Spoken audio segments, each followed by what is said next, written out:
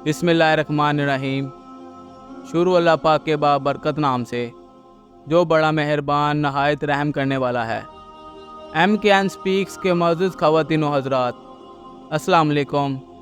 मोहतरम नाज़रीन गिरामी, एक दफ़ा का ज़िक्र है, किसी गांव में एक बहुत मालदार बूढ़ा रहता था।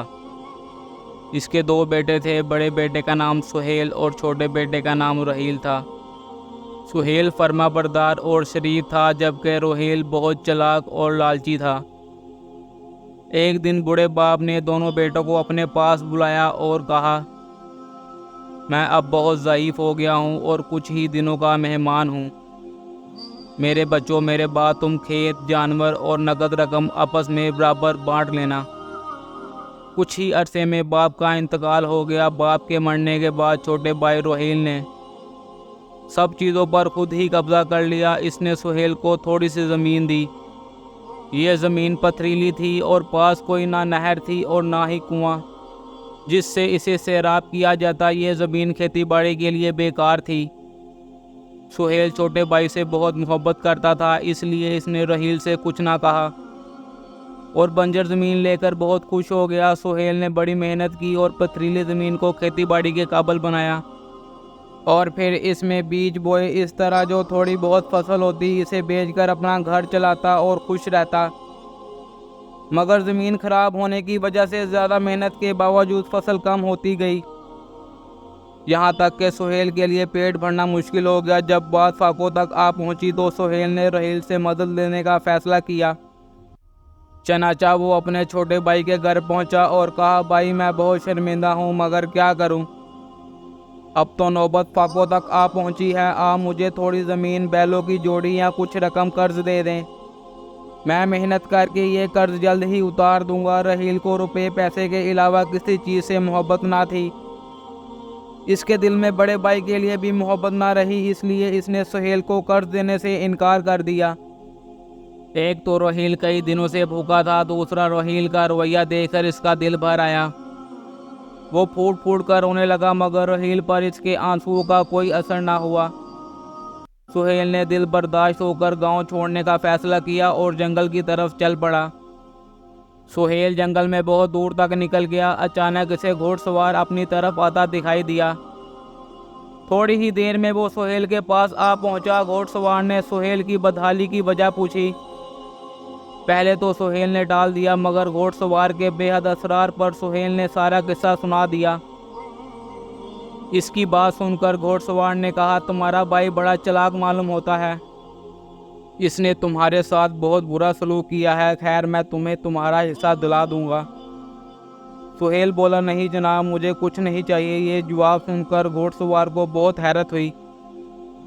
इसने कहा, तुम्हारे भाई ने तमाम चीज़ें बराबर तकसीम नहीं की, फिर तुम क्यों अपना हिस्सा नहीं लेना चाहते? घोड़सवार ने सुहेल से पूछा। सुहेल बोला, जनाब, मुझे अपने भाई से बहुत मोहब्बत है। मैं नहीं चाहता कि मेरी वजह से इसे परेशानी उठाना पड़े।